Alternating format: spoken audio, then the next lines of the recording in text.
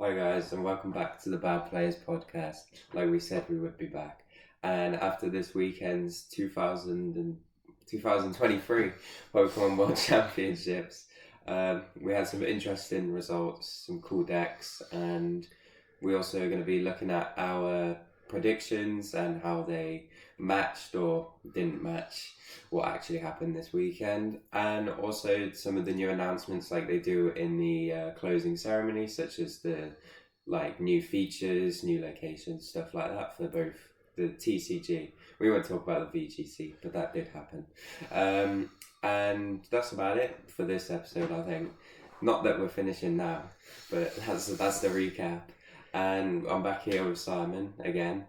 And yeah, we're just going to get straight into Worlds, I suppose. So as Lewis just said, Worlds was last weekend. Pretty much tried to watch as much of it as possible. Couldn't watch a lot of it live because it was on at like 1 o'clock in the morning, but managed to keep up with stuff. So if we just have a very quick run through of day one. So day one, obviously not a lot of the big superstar players were in day one. So it looked like day one, the theme of the day was people playing Lugia. Lugia was really popular day one. Shintaro Ito was in day one, I think. Yeah, he was. He played Chien-Pao. Yeah, a lot of them with I think he had Arceus in it, which was, so it was the kind of what we would not see as the better decks. So I think a lot of people were keeping the better decks kind of secret. So what a lot of people do is when they play, like if they go into day one, they do one of two things. They either bring the best deck they've got, or they bring their kind of best deck with an option to go into day two to change it. But from what I saw through a lot of players that made day two, they did stick with the same deck. But yeah, Lugia seemed to be the massive, most common deck, followed by, I think it was Guardian Lost Box. Like, not much Mew. So going into day one, my prediction was looking pretty sour, pretty poor. So yeah, so we went through day one. A few people who were like well-known players made it through. And yeah, so that was day one. It was okay.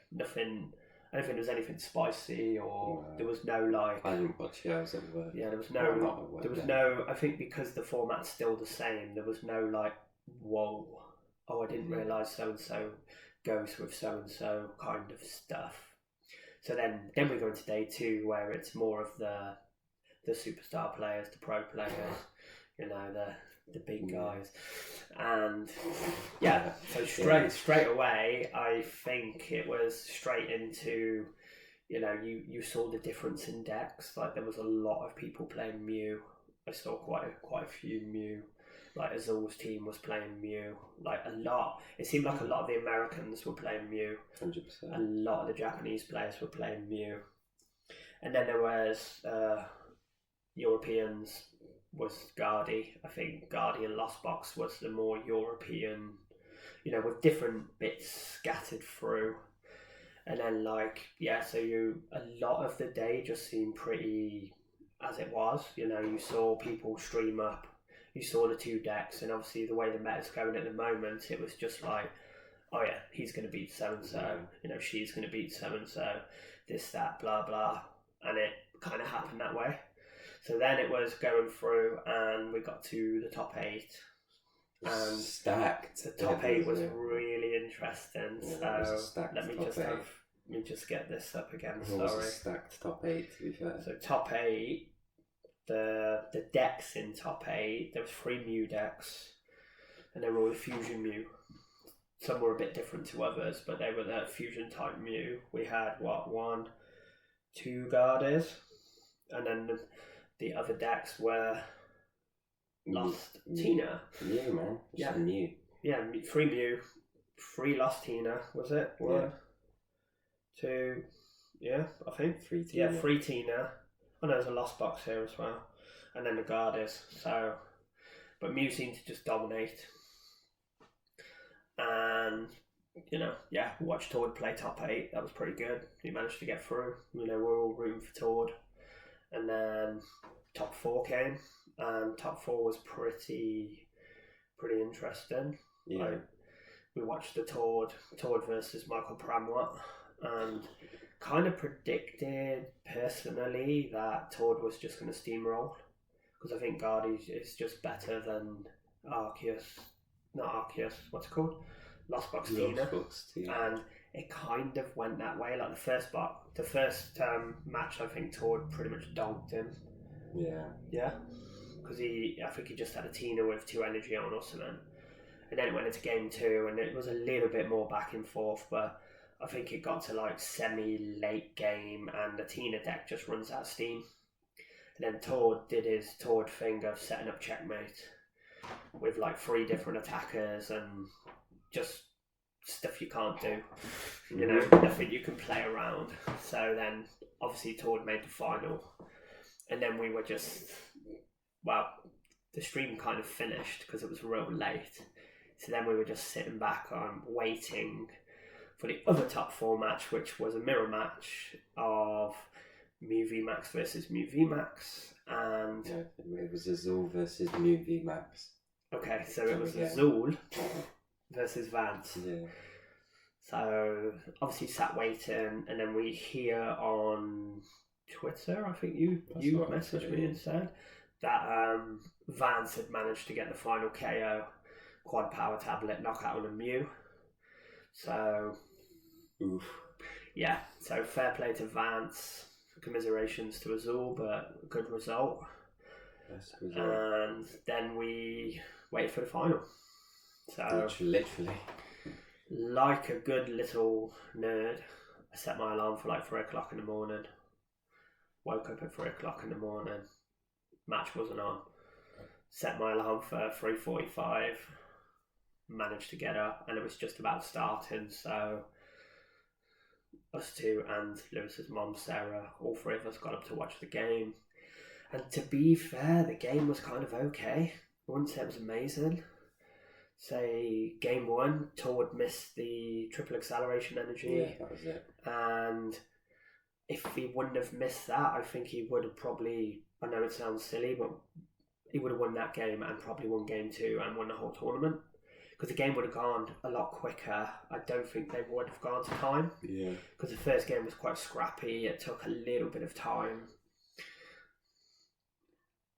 Happy now? Yeah. Take a little bit of time. There you go. So, and then game 2 kind of went the other way around. Tord managed to get I think it was 9 energy on an Arcana Guardi. You know, a very risky. He kind of discarded the 1 energy to get the 2 energy. It was very risky. So, and then obviously game 3 was what everyone saw. We got to game 3. It went to time.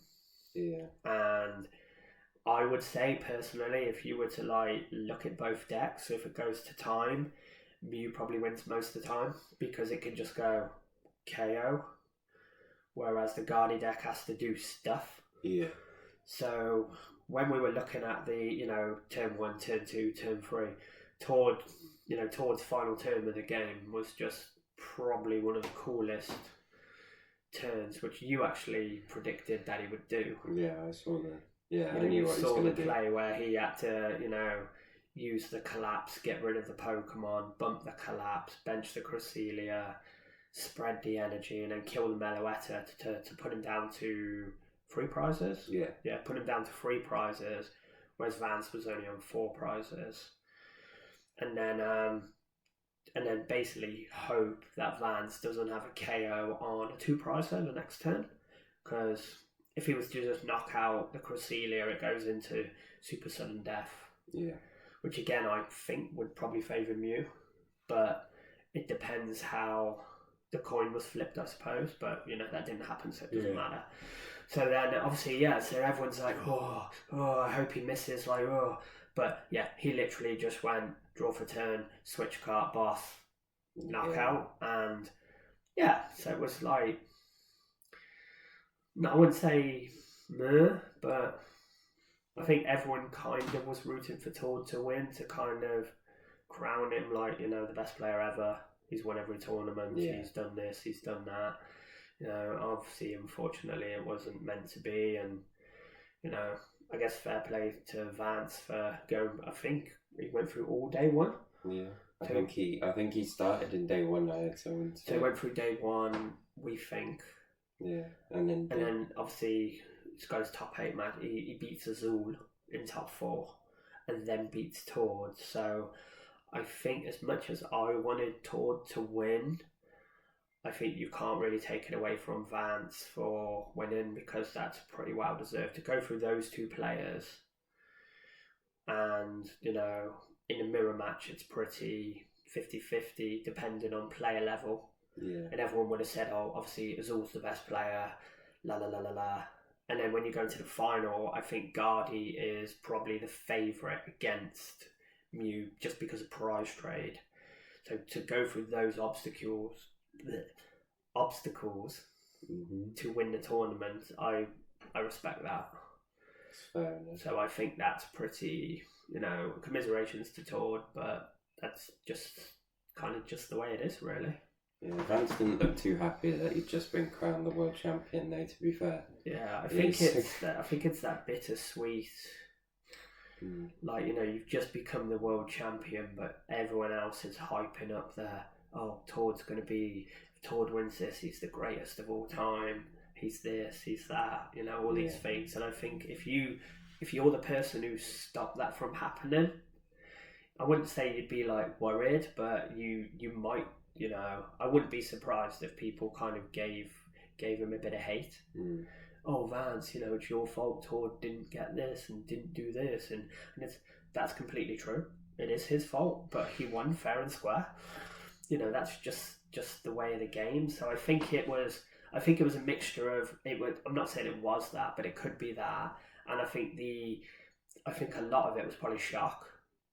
You know, he was like, oh, wow, I just beat Tord in the final of Worlds, and whoa, like, geez, I won, wow, you know, because I think apart from doing like backflips on the stage and stuff, there's not much of another reaction you could really think about. So, and I think maybe for him to jump up and down cheering, maybe would have felt like it was bad taste, like he was kind of, you know, taking the mick a little bit, which, you know, maybe he wasn't, maybe he was, I don't know.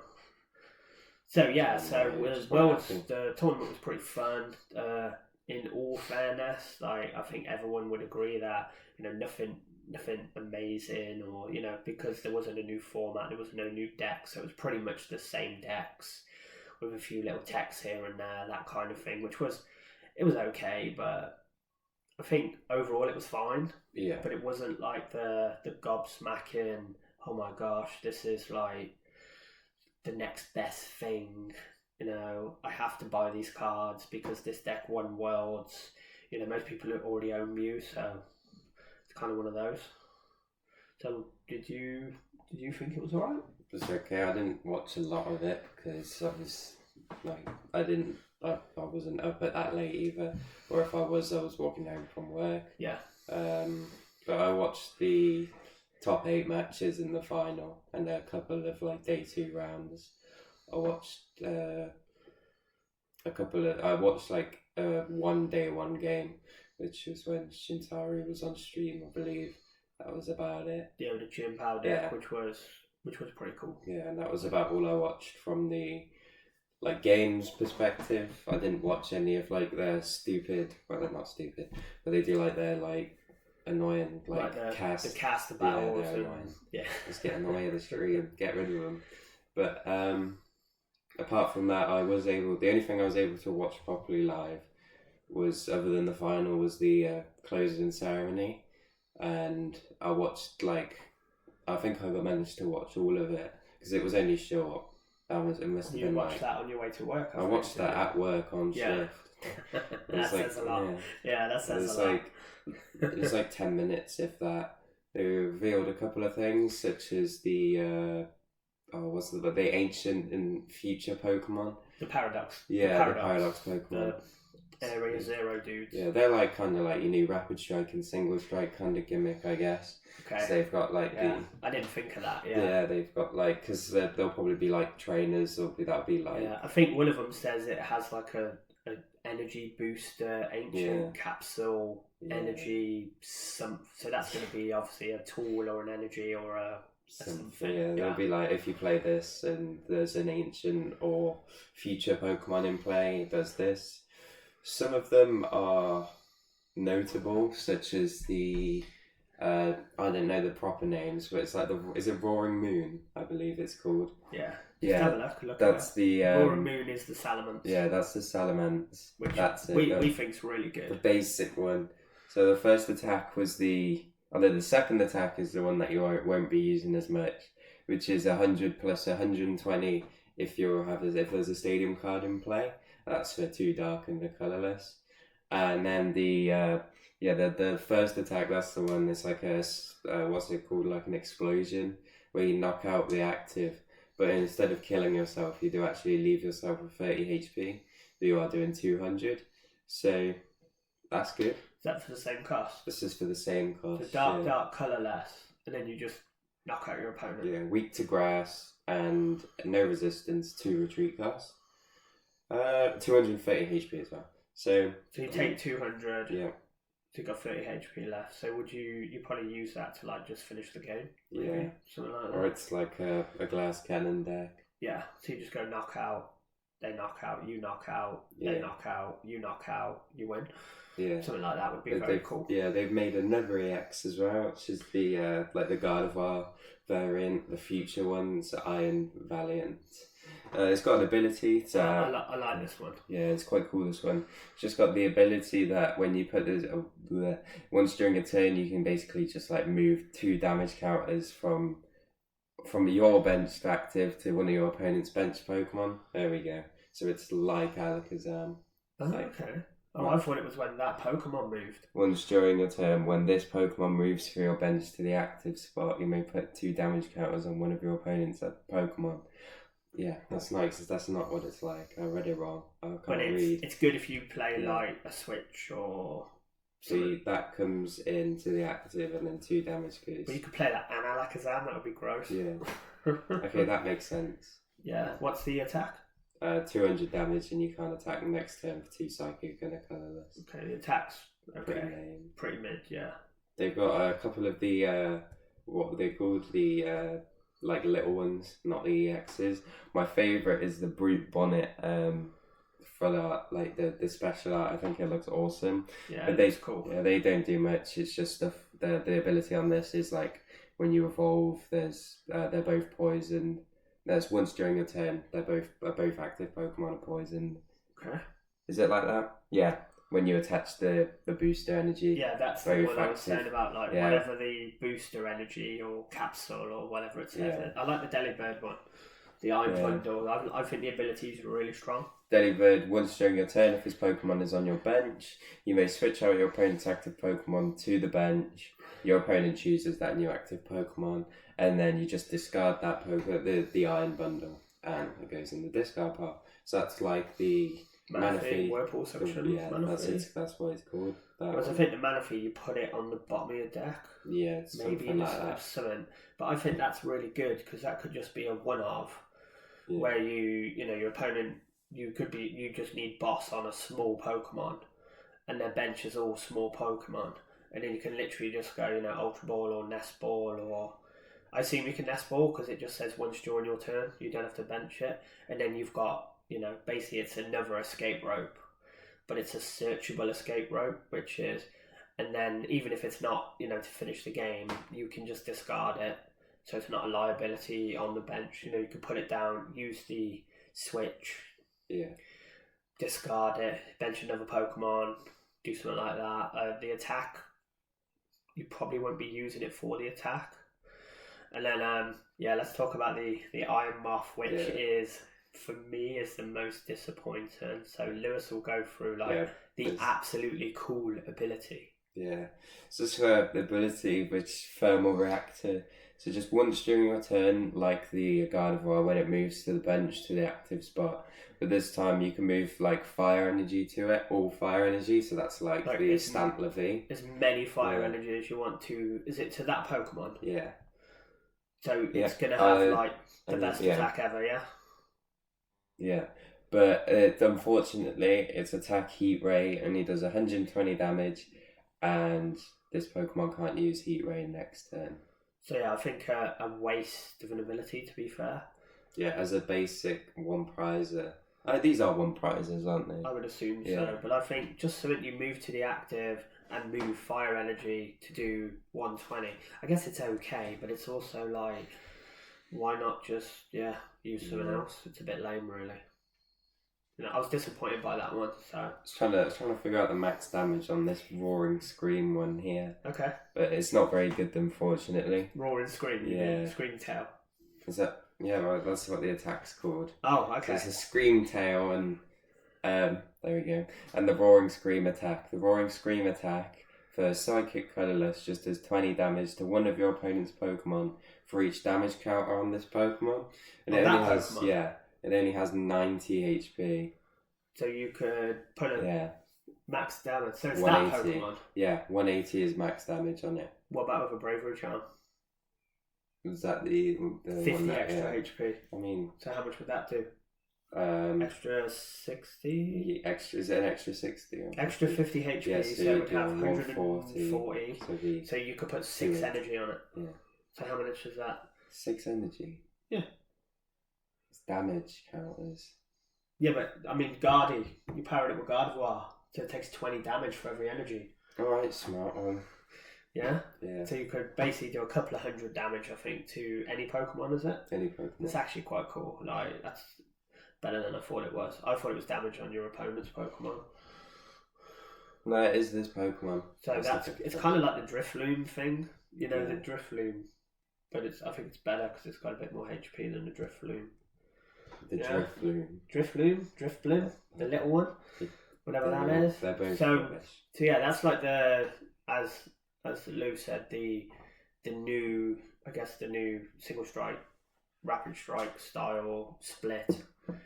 Future and Ancient, I think they are. Yeah. The Paradox dudes. So hopefully we'll get some like really good ones. But I think that's all of them, to be fair. Well, we got more EXs after that. They or more Ultra Beasts after the first Crimson Invasion set. So hopefully they do print more. Yeah, that's true. I suppose you got that. Again, I know we weren't going to say like VG or anything, but you got that.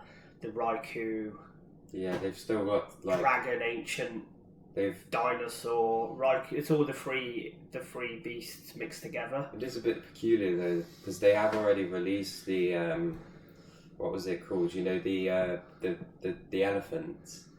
The elephants. They're Iron Tail, as I forgot about those. Non-H, future, and I suppose you could also have on the, if you remember on the game, on the VG game, there's is it the Suicune? That's a T-Rex.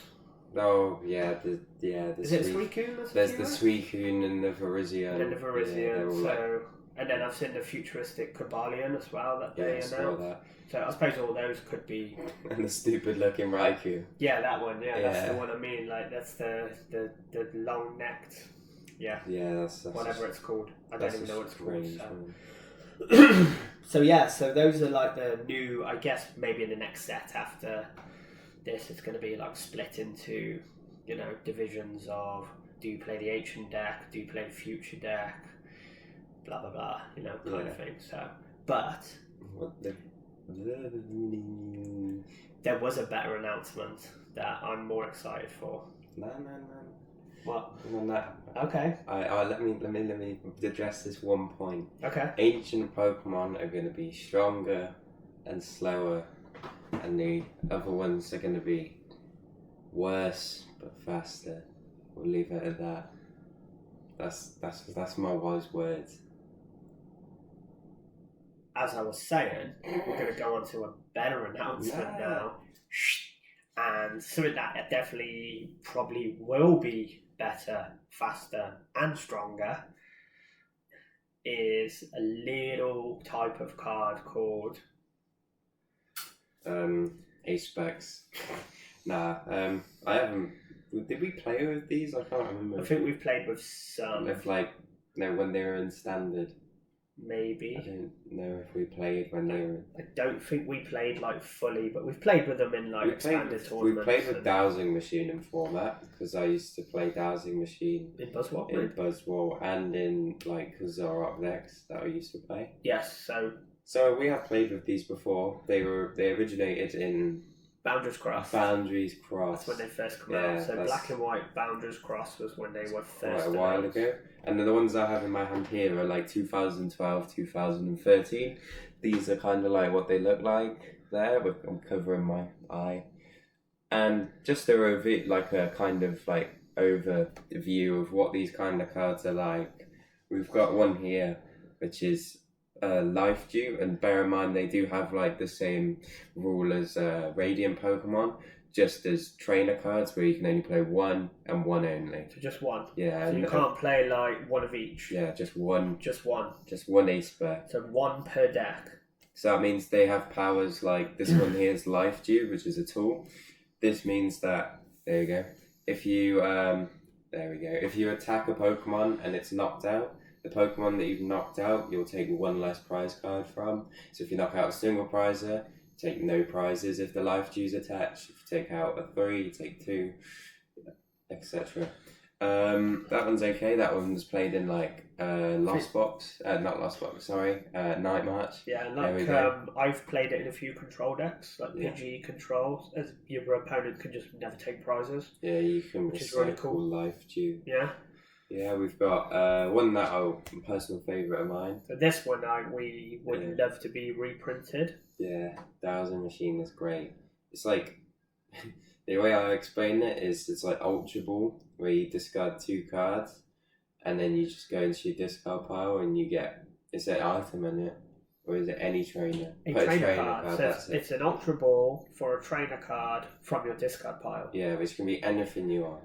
So you could literally discard 2 cards to get Boss's Orders back. Or you could discard 2 cards to get, I don't know, an Ultra Ball back. The way I see it is when people used to get it for Puzzle of Time. Yeah. Stuff like that. So if you look at something like this now, let me just pluck a deck out there. Let's say Miraidon, right? So you could discard 2 energy and get back, let's say, an Ultra Ball from your discard pile. You could play the Ultra Ball that you've just got back from the discard pile to get Flaffy, and then you can use the Flaffy to get the energy back and then start attacking. So you could build like really crazy combos like that. Yeah. This would also be good in decks like the United Birds, as you call it, Lou. So you could discard 2 United Birds, get back an Ultra Ball, or get back a Research. Yeah. Get rid of more United Birds, that kind of thing. So Dowsing Machine is probably the second best ace spec that we used to have. And the best, no doubt, has to go to a very old card, actually. Originally was not an ace spec, which is pretty crazy to think about it. Yeah. That this back in like base set era was in fact just a normal card. Computer search, you discard 2 cards from your hand, you go into your deck and get any 1 card you want. So that's like Pidgey or Arceus for 1. It's pretty crazy. And you could recycle that if you, I don't know if there were ways to recycle it, but there probably were. Well, I suppose you could have like a Rangaroo or like that kind of thing. Yeah, you could Silene. Yeah. Silene this back, which would be quite cool. Yeah. So yeah, this card is probably one of the best trainer cards ever made. Yeah. Like, which is the reason why, it became an ace spec, because it was just silly. Like, can you imagine if you played 4 of these? You'd just be like, wow, I never break. I get whatever I want. So this one, out of the 3 we've looked at, I might be wrong, would be the one that does not get reprinted. Because it's so good. But also, they might reprint it for that reason. I know that sounds really silly, but there are certain cards that will never see another reprint because they're kind of a bit too good. Whereas Computer Search is kind of I think it's weirdly on the fence. Like, it's really, really good, and it would spice up the game a little bit to have it back. Plus, you can only have 1, which makes it quite good. Or they might just be like, you've got Pidgey now, you've got Arceus now, you've got whatever else there is now to kind of do that. So yeah, so these are the A specs. Yeah, they've got a few more which we haven't got, but there's like Master Ball. But they've got like some of the gimmicky ones, where there's like the Genesect one that can only be attached to Genesect. And does like 300 damage. Yeah, the booster, or is it called the booster or something? There's another one as well. It's like the Rocky Helmet, isn't it? No, not Rocky Helmet. There is one. There is a helmet. I think it's 6 damage counters instead of 2. Yeah, there is another good one as well. And there's Scramble Switch. Scramble Switch. Scramble Switch is, again, that's something I think like in a I keep thinking of Miraidon, but Scramble Switch, you know, you could attack with your Miraidon that can't attack next turn, and if you play Scramble Switch, what it does is it switches your bench with your active, and then you move all the energy back onto the new active Pokemon. So that can be a way to like switch between, like Scramble Switch, if it comes back out, could be the card that actually makes Ting Lu playable, like that kind of, because then, or I think Scramble Switch as well could also make you know, like big, if we've got some tanky like EX stage 2 decks, like which we'll talk about in a small while, but let's say Charizard, because that's the new popular one. You attack with Charizard, you hit them for 160 or whatever it is, they hit you, you play Scramble Switch, you retreat into a new Charizard, the energy goes onto the Charizard, and then you Cheryl the other Charizard to heal it. Like, so you're basically getting a free turn of attacks from, like, it was used for a lot of those kind of, like... I remember it being played with Primal Groudon, Crouton. Who can't, like, the decks that can't attack next turn. That's why I thought, like, Miraidon's the same as the Groudon. I think the Groudon was the same, wasn't it? It did, like... a lot of damage, because it was like 200 damage, effectively. Or something, and then it can't attack. So you just Scramble Switch onto it. Switch. I think another cool one was the Scoop Up Cyclone. Oh yeah, okay. So that was good. That's basically like Penny. If the new players know what Penny does, you just pick up a basic. Or we used to have a Super Scoop Up, which was a item card where you flip a coin. Oh yeah. And if you get heads on the coin, you can pick up any Pokemon. Yeah. Scoop Up Cyclone was basically that, but you didn't have to flip a coin. Yeah. So you could just put something in the active, tank a hit, play the Cyclone, pick up the Pokemon, put the next Pokemon. So a lot of them like allow you to like cheat turns. So it'd be quite interesting to see what like new ones come through. Yeah. And from what you said about the ancient in the future, I wonder if there will be ancient specs and future specs. Sounds a bit wrong.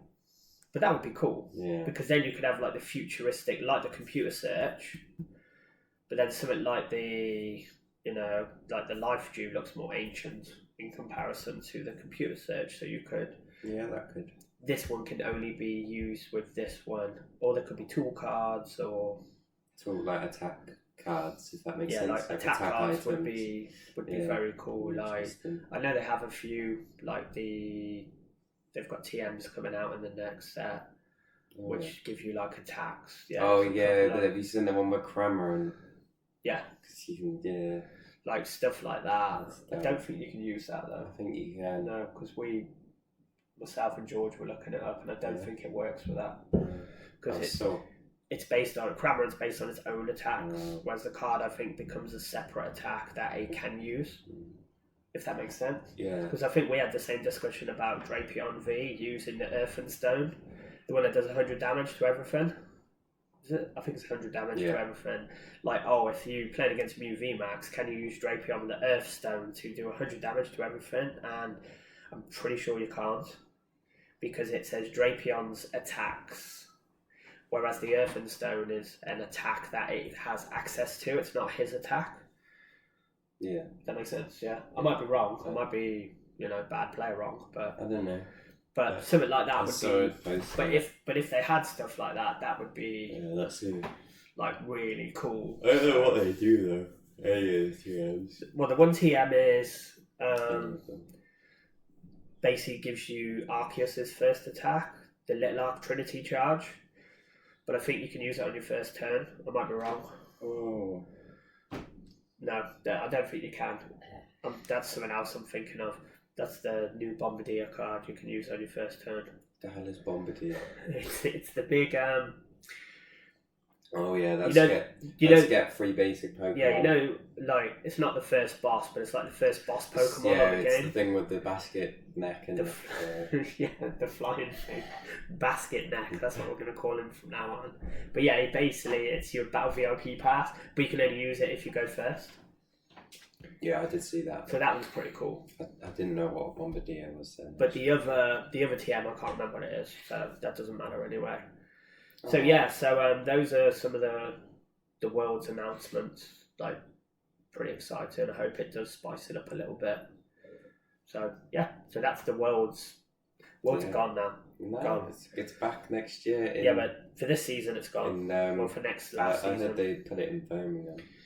Yes. That's crazy. 5 minutes away. So onto that, we'll go through quickly what, if you remember in the last podcast, we had a few predictions. So we had numerous people predicting, of our friends, like what deck, what player, what tech card, and where it would be. So the deck that obviously won the tournament was Mew. Did anyone predict Mew? No. Apparently no one predicted Mew apart from me. No. But that doesn't matter, does it? No? Okay, carry on. Even more impressive, so I predicted Mew, so I win. Even more impressive, did anyone predict Vance Kelly to win Worlds? Yeah, man. Was that your secret pick? Yeah? I think it was my number 2. If only you could... How many people predicted Toad of our group? Solid 93%. And they were wrong. You were wrong. Yeah, but so were you. You said some random Japanese people. Yeah, I picked Daichi. Daichi came 20. You just 20 seconds. You just full stop said a Japanese player. Yeah, but I went for Daichi and Yoneda. And he did not win. Daichi came 22nd. That's not bad. And you picked Azul. Top 4. Yeah. Impressive. And like I said, a lot of the group picked Tord, who came second. I know Chris picked Tord and Gardy, which was pretty good. Probably an obvious guess, but pretty good. So so no one really got everything right. But no one guessed where the World's 2024 was at all. In our group, anyway. Well, they did, technically. Oh. Because they said North America. Well, and Hawaii is in North America. They just need to get more better. I said name the country. I didn't say name the exact. North America is an entire continent. Yeah, but they class it as a country. And Hawaii is part of North America, so whoever said America was correct. Don't listen to Lewis because he's a bad player. Okay. Now, what about the one no one got right? The card of the tournament. That we personally... The only person... Well, there was probably a couple of people who got it right. One of them being Tord Reklev. Yeah. Yeah. So the card of the tournament was... I think we managed to both agree on the Mirage Step Curlier. Yeah, because... Wow. It just wins games, I think. If every game that Tord got out of that Mirage Step, it was immediately stronger than games where he didn't. He was immediately in the driver's seat. You can even see that in the final. Like, even though Tord lost game 1, like he got the Mirage Step out, he went down by 2 prizes, and again I'll come back to it, if he wouldn't have missed that triple acceleration energy, he would have probably won the game. Yeah. And he went down 2 prizes to start with. So I think the Mirage Step is just a statement of how good that card is and how underrated it was. I think everyone just wanted the explosive, rare candy, Guardy, attack turn 2, which is fine, which is great. You can still do that, but I think the one off Mirage Step was, I think, the tech card of the tournament, and I think that's what put not only a player of Tord's level, because obviously it's Tord, but put his deck a bit above all the other Guardy decks. And I know we're not talking about other tech cards, but we're looking at, like, let's say Tord's list. The double triple energy was pretty crazy. Yeah, that was cool. But I also think the other tech card was the vacuum. Yeah. Like, I think someone of Tord's level and Tord's player group level, like, and I might be completely wrong. I haven't spoken to him, so I don't know. But I would say the vacuum is in there for the Box of Disaster.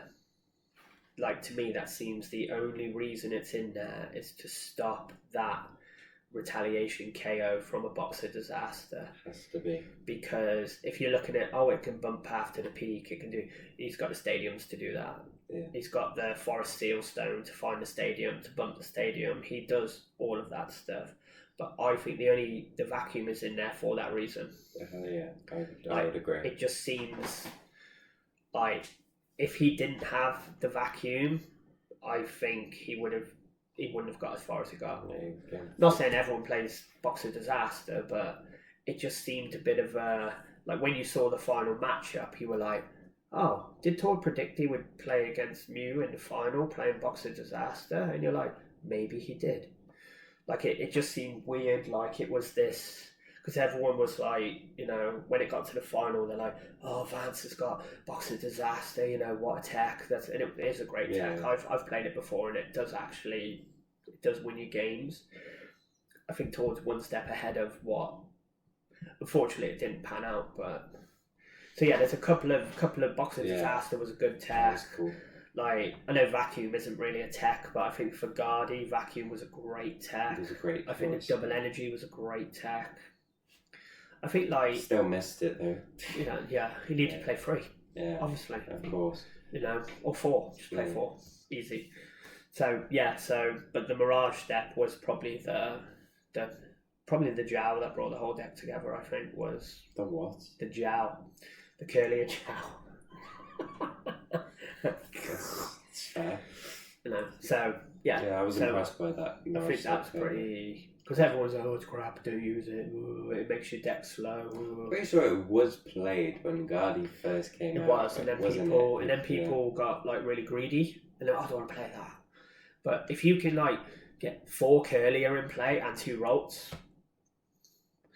and then you just rare candy your Rolts, so then you've got all the Gardevoirs you need, and then your Curliers are still Curliers for draw power. Yeah. Because late game, sometimes Guardy, when you I was going to say level everything up, when you evolve everything up, you kind of run out of steam as well. Yeah, if you misplay it, you run out of steam. Yeah. Whereas I think the Mirage step allows you to basically have a massive draw engine with your power up Guardy, with your attacking Guardy. Yeah, just having those Pokemon. Yeah, it kind of makes you, like, immune to any disruption, anything. So yeah, I'd say play Mirage Step Curlier. Definitely. Yeah. And don't play Lugia. No, I didn't do it. I don't know where that came. I think there was one in the top something. Oh God. I know that sounds really stupid. Top 1,000. I want to have a quick look. Yeah. See where Lugia... Top 1,000. So the highest ranking Lugia was 12th. Oh. So not actually that bad. Did it have any spice? Was it the most plain deck? They had Squawkabilly. Squawkabilly, pretty cool. It was a single strike one. Oh, okay. With the Urshifu. Yeah. But there was nothing. It's got 2 jet energy, which is pretty cool. Nothing out of the ordinary. Nothing. It's pretty basic. Yeah, that's pretty I'll good. show everyone, but you can just look it up. So Lugia's still good, but okay. So we've just waffled on for like ages. 43 minutes and 58 seconds. But we're still going to waffle some more. So as I was saying before, Lewis said Worlds isn't over. It is now. So now we're into the next season. The 24 season. 23, 24? Be 24, yeah. And being European, you've got to get 500 points. Do you reckon you can do that, Lou? Because you're a bad player. We're going 2 years not qualifying in a row, I'm telling you. There was nothing in that glass. So 500 points with best finish limits of 3 per quarter, I think, or 3. I can't remember what it is. It's something like that. Yeah. Something, or is it 6?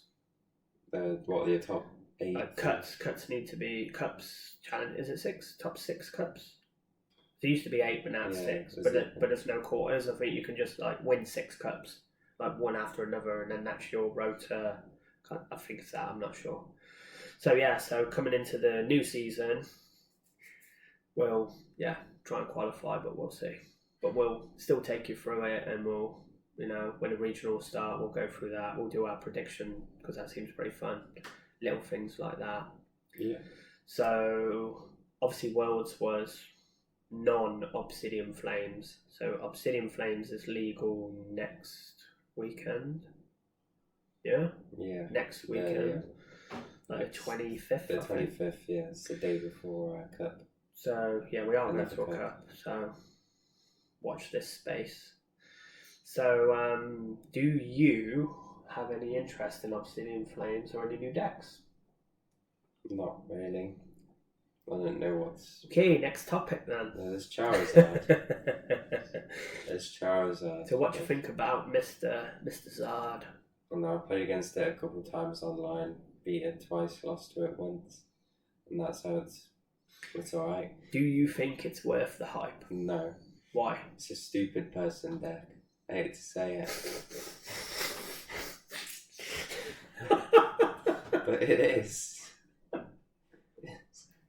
Please elaborate. It's like you just put you just get Arceus, you use Arceus' ability, evolve your Charizards, use Charizard's ability and attack. That's literally all you do.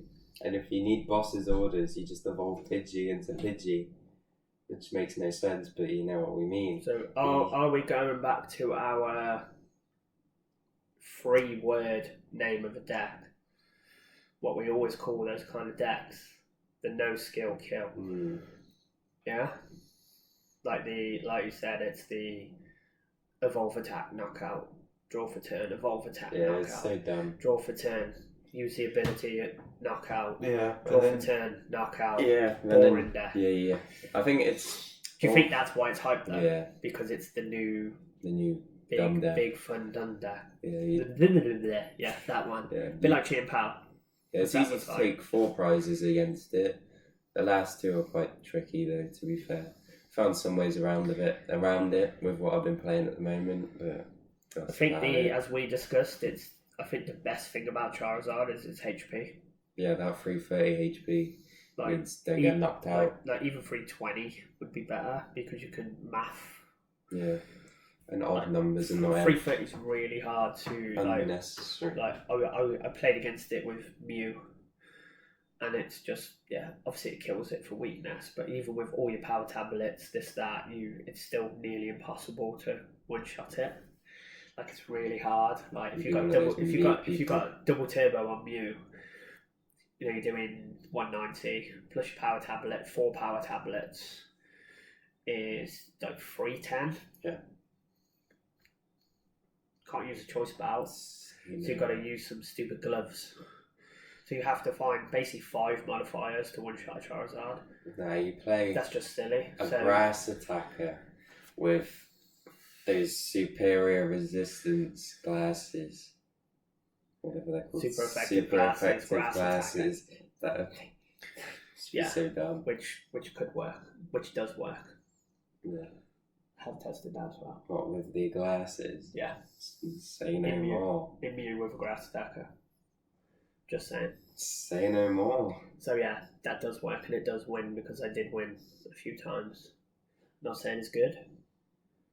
But so what else was in Obsidian Flames? The Pidgey. So Pidgey's really good. You're kind of seeing it in like everything. Like I would say most decks you're seeing Pidgey. Pidgey, there was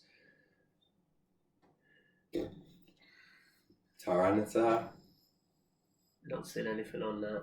I think it's pretty mid. I think the set was Just I Charizard. think the set's pretty mid, to be fair. Like, Clefaird's good. Yeah, the Clef, the draw Clefaird's 7. cool. That's alright. Charizard's good. Yes. But HP Charizard's good. Yeah, And then the late game's good because of what it does. Pidgey's good. there is one thing, but we won't get into that. Yeah, we will not we discuss that. do have certain cards that we think are good. Yeah. No leaks. Yeah. Can't be, because we might want to play it. Yeah, no.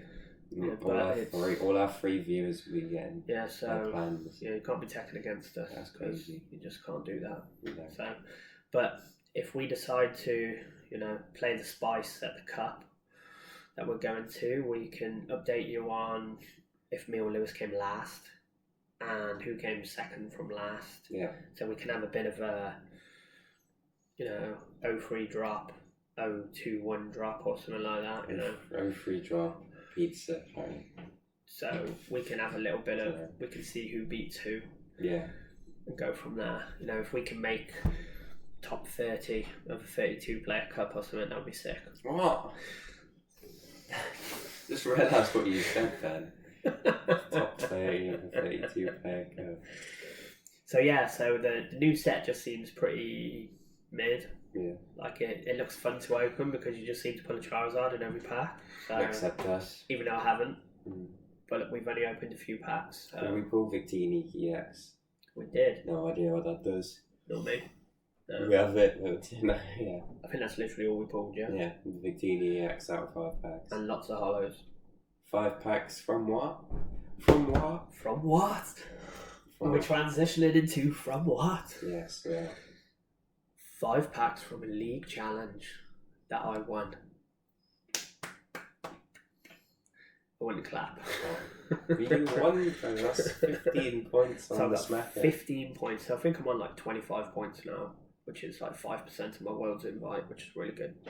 Yeah, man. So yeah, as Lewis very smartly transitioned into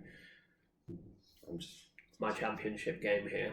So like I said, Worlds was this weekend, but there was another tournament this weekend. The League Challenge at our local league. That's the real tournament. So, because of like how mad Worlds is, like we expected like the biggest turnout. And we got a good turnout. Do you know how many players we got? I don't know, tell me, man. 7. I didn't even go. That's how bad it was. I didn't even go. 7 players. 7. It's not even top 8. No, it's top 7. You still won though. I won. So I'm going to quickly take you through the tournament, just because that's what we said we would do as well. We're going to go through the big tournaments, but we're also going to go through like the bigger tournaments. The bigger tournaments. Yes. The normal people tournaments. The bragging rights. The absolute amazing 7-player tournament. So I took Mew VMAX. I'd already had it sleeved up and ready, so I didn't copy the world's list. I didn't play Vance's list. I played Mew VMAX with Ice Cube and Meloetta, so the Fusion Mew, which I've played for probably a month or so, something like that. Yeah. So I just took that because that's all I had ready. Mm-hmm. So we got there, like I said, 7 players. Didn't expect a lot because it was the World's weekend. So round 1 got paired, and I won round 1 because I got a bye. A win's a win. So as we all say, a win's a win. So I got a bye, which was, well, I don't like getting buys like round 1. I prefer to play. So I was just sat there for an hour doing nothing. So that was kind of, just looking at what everyone else is playing and thinking, I'm in trouble here. Because of the other players, I saw Darkrai. Mew's weak to Darkrai. I saw Gardy, not a good matchup. I saw Arceus, Umbreon, and Gerudo. Umbreon, not good. And then there was some other stuff which I can't remember. So, So I was like, the buy is good. Even though I hate the buy. So, like I said, round 2 was paired. I paired against Arceus, Umbreon, Jerusalem. So I lose the coin flip, which is not good. Oh no. So I was playing against Will. Hi Will. And he starts Arceus Energy, benches an Umbreon, does all this stuff. You know. And I'm like, right, time for Mew. So I tell him before I even draw for turn, I'm going to knock the Arceus out. So I then proceed to have the coolest turn of all time. You know, not that it's difficult, but you know, the coolest turn. Double battle BOP pass. Bench. Attach to Meloetta. Play Lisa Sparkle. Attach. Play Power Tablet. Retreat. Knock out the Arceus. You have no idea how sad you sound right now. Do I sound like a Mew player? Yeah, you sound so sad. Like, so that was good. So he then promoted the Umbreon, drew, pretty much scooped, went into game 2. I go second again. Didn't manage the turn 1 knockout this time. I can't remember the game, but I remember he benched Spiritomb, locked me out of the game. I managed to draw a Nest Ball, which got me the Ice Cube. So the Ice Cube was quite good in that match. So I knocked out the Spiritomb for 1 prize. He hit into me. Next turn, I knocked out an Arceus, which was really good. Like so knocked out like just an Arceus V, so it was quite easy because I just Power Tablet knockout. He then brought up Umbreon, one-shot me with Umbreon, and then so basically that put me into final turn time because if I don't knock out the Umbreon, I lose. Yeah. So long story short, I managed to draw into, you know, all the Power Tablets, the Choice Belt, pretty much everything I needed to one-shot the Umbreon for a 2-0 victory. So that was cool. So yeah, sorry, Will, but yeah, Mew's too good. So I paired round 3, and round 3 was against Gardy. It's a player called Kai. He played really well. I got very lucky. So we played game 1. I had a really slow start. Like the kind of start where you start Mew and Genesect and loads of cards you can't do anything with, so you pass. And then he sets up, he's got the Mirage Gate. So Mirage Step, Curlier. Yeah. He's basically playing Towards List. So weirdly, I would say him playing the Mirage Step in that game made it slow enough for me to come back. So comes into turn 2, I draw, I play my hand down to nothing, so I can draw 1 with Genesect, or 2, or you know, that's silly. Draw the 1. Play the Power Tablet, do this, play that, get rid of all my good cards, draw 1, nothing. Oof. So he then proceeds to do stuff next turn. I'm quite lucky because he doesn't knock me out, so that's good. Next turn I draw. I managed to get set up now, so we're both pretty well set up. He's very well set up. He's bossed the Genesect. I think he bossed the Genesect, knocked it out, took 2 prizes. So he's on 4 prizes, I'm on 6. I go through my turn, I knock out something, I'm on 1, take 1 prize. You know, the little Guardy, or I don't fully remember it. So I was on 5 prizes, he was on 4. So I'm working out the prize trade in my head, and I'm like, right, if he knocks me out next turn, we go to game 2. So he's playing his turn out, and he's doing this, you know, setting it all up, getting all the energy, doing this, doing that. Puts his deck down, puts his hand down next to his deck, and flips over the top card of his deck. So called the judge over just to, you know, see what the ruling is. You won on prize lost, man. That's Yeah. a loser behaviour. So that's such an out. he gets a double prize penalty, which is, you know, unfair for him, but it is just the way it is. So I've now only got to take 3 prizes, which makes it a lot more easier for me. So he then proceeds to not knock me out that turn either. So now I'm super far ahead. So yeah, basically the first game went, I managed to take my last 3 prizes before he took 4 prizes. So we went into game 2. Game 2 was also really scrappy, like really scrappy. and it went to time. So all I had to do was not lose. You know, as you do. It was pretty set up. His deck had about 4 cards left in it, so I was like, right. 4 cards. Yeah, like nothing, right? So he was turn 1. He set up like I wouldn't say the checkmate, but it was close. Like I had Path in play. I remember this. I put Path in play. And he set everything up, but his hand was, 20 odd cards. And he didn't do much, but when you're sitting there thinking, he's keeping me path locked, not himself, because he wants to win in the final turn. Yeah. So I went into my final turn. Like I said, I got 3 prizes, so I can't win. And I got a Mew VMAX and 3 Genesect in play. And yeah, I think that was it. So I drew for turn. I had some good cards in my, so I drew Heavy Ball. I played the Heavy Ball. I had Mew V in my prizes. So I took the Mew V, kept it in my hand, played out my cards that I could play, was debating whether to bump Path or not. Because I thought, if he gets it, he gets it. And I don't know why, I should have just literally done this straight away, but I'm an idiot, bad player. But I think that in the moment, you just try and think of, the most complex way. You're like, if I keep Path in play and then retreat my Mew to the bench and then put this in the active and then play Judge, hopefully he won't, knock out my Mew. So I didn't do that.